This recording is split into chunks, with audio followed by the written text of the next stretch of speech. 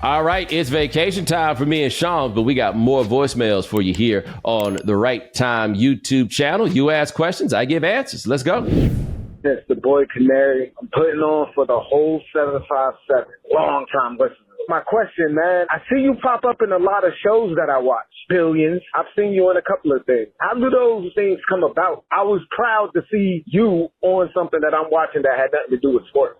Hey, man, I appreciate it. The entire 757, Sean, just so you know. Not one place, all 7 cities. I've been on a couple of things, but the circumstances are different behind them. So the 2 that jump out to me that fit the example that he talks about is Billions, which I'll get to. But another one is I was in The Best Man. The way that happened was Malcolm Lee, director of the Best Man movie and, behind all the stuff, he hit me up and they had decided, I think pretty clearly, like the plot of that season, I don't think I'm giving away the game on this, but the plot of that season was Morris Chestnut's old ass was trying to come back to play in the NFL. And so they did it to shoot different people like doing sports responses, basically. Went to the people they had at NBC. So like I know my man Mike Smith was there. He was working with NBC at the time, Maria Taylor. I know that she was in it. Malcolm was kind enough to come to the house because at the time I was shooting like from here and shot it with an iPhone, by the way, in case you're wondering what the technology game is. But he had something. He had people in mind he wanted to put in, and then boom, it went from there. Now, Billions is different because co-showrunner Brian Koppelman is a very good friend of mine. We met because he was a highly questionable fan. And when I first moved to New York, I did his podcast with him over in the West Village, and it was a great time, and we're cool, and we go to dinner and stuff, and we hang out and we catch up. He's been very, very good to me in the time that I've been here. And it's like, I appreciate that very much so. They're going through the Billions sketch or whatever. And then I get a call. It's like, hey, I wrote a part for you.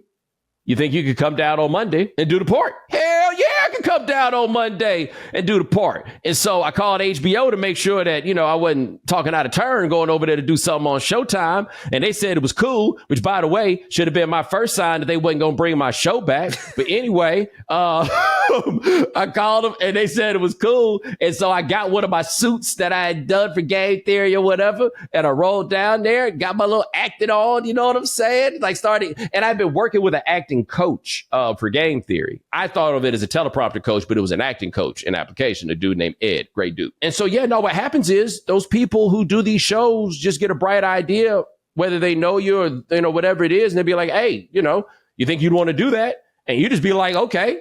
And then every few months you get a residual check. Yeah, I was going to ask if you got paid, and I assume now it's just residuals, like, a couple dollars every. Yeah, I don't think I got paid. So there's a union rate. So yes, you do get paid. So there's a union rate, but then every now and then you just go down to the mailbox, pop it open and get the residuals. But see, I've been doing enough stuff. So like my good friend James, my little brother James, when he had a show on Comedy Central called Hood Adjacent, I did some things for his show, right? So when the residual check comes in, it is possible that it is for Game Theory. It is possible that it is for Hood Adjacent. It is possible it is for that time I was on Late Night with Seth Meyers. It is possible that it is for Billions. It is possible that it is for The Best Man, but the envelopes look all the same. And the difference in the check could be anywhere from maybe $1,000 or $2 to literally $3. What's up, Bo? This is Anthony, a longtime listener. Which of these NBA rivalries would you want to see in a fight, and who would you pick to win? Matchup number 1, I got Scotty versus MJ. Matchup 2, I got Russell Westbrook versus Kevin Durant. Matchup 3, I got Chet Holmgren versus Big Vic. And 4, I got Sucker versus Sucker. Thanks, Bo. All right, Scotty would kill Michael Jordan. Yep. Like, I need you to understand, because Mike doesn't have any beef with Scottie Pippen. Scottie Pippen has all the beef with Mike. Scotty would tear Michael Jordan's head off like a jelly jaw. He's so mad. And then the worst part about it is Scotty would wind up doing life in prison. And you know why he would do life in prison? Because he would be too cheap to get a good lawyer. He would actually go in there and get a public defender because they're giving it away for free. Russell Westbrook and Kevin Durant, again, one of them has much more beef with the other one. And one of them, quite honestly, I don't think the fight's over if you haven't killed him. And that's Russ. Like, I just kind of get that feeling that this dude is in year 48 in the NBA and he's still running as fast as he can all the time. You know what I'm saying? This has nothing to do with Kevin Durant. I just think it has everything to do with the intensity level of one Russell Westbrook. Chet and Big Vic, I mean, the tough part on this one for me is ain't neither one of them got no track record. Like, these are two dudes walking into a fight 0-0. I think Chet probably has more animosity toward Victor. Victor is probably a little bit more dismissive, which once again is a recipe for losing a fight. And then sucker versus sucker. I'm assuming that he is referring to alleged suckers, Rudy Gobert and Karl Towns. Alleged, because we can't definitively call people suckers. That is wrong. That is a damning thing to say about somebody. I will say this about Karl Towns. At some point, Karl Towns had decided he had enough of Joel Embiid's back talk, and they got into a fight. I don't know if Rudy got that part of it in him, but Karl has decided at points that a fight had to be had and he had to go ahead and get into it. That said, wasn't it that one time he got in a fight and he tapped out? Yep. You remember that? Yep. And he wasn't even really in the fight. I don't think he was just on the ground and he was down there tapping out. Like, that worked in that setting. Of course, the answer to that one is the winner of that fight is going to be Anthony Edwards when he comes and breaks it up. Hey, Bo, this Big Rob from Mississippi East. What made you pick Clark Atlanta over all the other HBCUs? Was it an Atlanta versus Houston thing, or was it a public school versus private school thing? Anyway, I was just curious about that. Yo, it's funny you asked that question. So I had decided coming out of like my senior year, I wanted to either go to Xavier, Howard, or Southern, right? Xavier and Howard, because I was doing the pre-med thing at the time, and they had strong reps from that. And Southern, because my brother said Southern was so much fun, and I had just been like, I'm from a Southern family, you know what I mean? Like, that's what I decided that I wanted to do. And then I went for a visit to CAU. It wasn't a visit. It was some business my mama was doing, and she wanted me to meet with somebody, a gentleman named Dr. Melvin Webb. He's a family friend, but I hadn't seen him in forever. And he sold me academically on Clark. And I'll never forget, I said to him, I was like, yo, so Xavier been sending me the stuff about their pre-med program. And what would you say about that? He was like, oh, yeah, they're better than us right now, but we're going to get better too. And that struck me. You know what I mean? Like, I appreciated the candor of that. And then I walked around campus and I was out here like this. Just neck broke. Everywhere I looked, just neck broke. And I talked to my brother and I said something about the schools. And he was like, nah, Clark's where you need to go. The decision was made. And anytime some young person asks me where they should go to college, I always say, go to places that's going to be the most fun. Nobody's ever regretted that decision. Ever.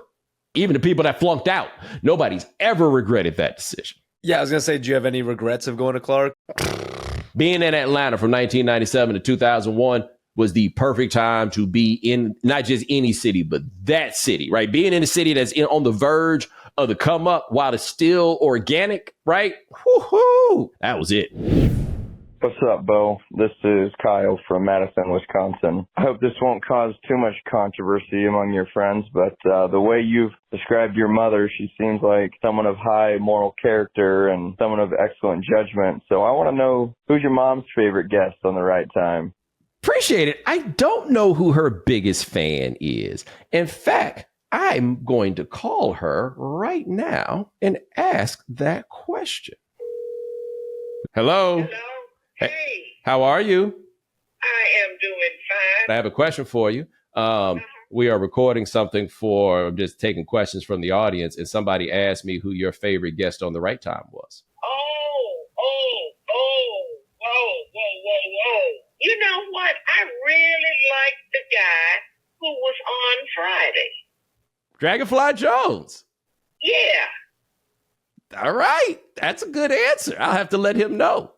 Okay. All right. I really did. I mean, he was just really, I really liked that show. I thought you all interacted well. He kept his language pretty clean. Yeah, but he was good, and he had substance to what he wanted to say. All right, there we go. Well, look, I appreciate you. I got to wrap this up here, but I will talk to you soon, okay? Okay, darling. All right, darling. Okay. Bye. All right. Congratulations, Dragonfly Jones. You are the winner